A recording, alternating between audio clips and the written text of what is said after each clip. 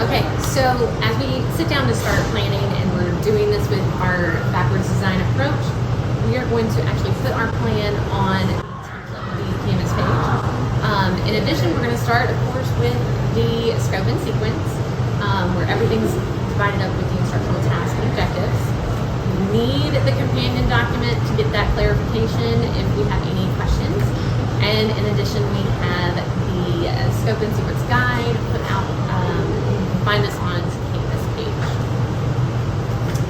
So as we start with this, we want to dive into the curriculum and begin with the claims and the instructional tasks. With Unit 1, this is going to start with Western expansion, and we will take our claim, how do innovation and expansion affect the nation's identity, and put that down on the template on this first line.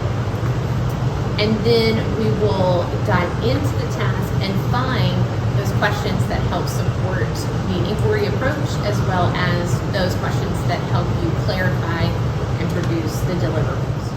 All right, Paula, so let's start with our planning sequence. Okay, so with that, you want to turn to your scope and sequence, and when you get to the first unit, you will find the page that gives you the framework, and this is going to have the unit assessment, which really has the claim there. For this one, it's how do innovation and expansion affect the nation's identity. All right, so that means on my template where it says unit claim, I'll just be writing that question. That's exactly where you'll write it. Then you will move on and read through the steps that are put there for you in the task. And this is where you will find your task question for inquiry and the supporting questions throughout. And they will be offset with quotation marks so you can easily identify. So I'm not having to make them up, they're right here. They are right here in the plan. All right, so then I add them here for supporting questions. Exactly. Awesome. All right, in addition to that, you will see in that first block for assessments, and those assessments are also suggested here. Of course, you can modify this to your own classroom. You will know your learners, but that's where you can start. All right, now step 2 says to explore the claims and assessments. Okay. All right. In doing that, you're going to find what documents are brought into the instructional task. Okay. Many of these are hyperlinked if you're working, but they are printed and available if you are working with a printed copy like we have.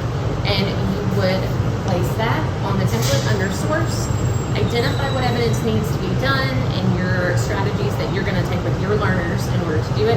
In addition, what context you might need to provide for those kids to master it. Yeah. Okay. Now, step 4 tells us to set the context and build background knowledge. So, of course, if we're doing backwards design in our plan, we are going to have to set the background information for the kids in order to then get them to analyze. So they need to know information before they can analyze it. So we will plan out what we need to provide for them, the way that we're going to do this, and of course we can address our different learners and their learning styles as we plan. All right, this definitely speaks to teacher content knowledge.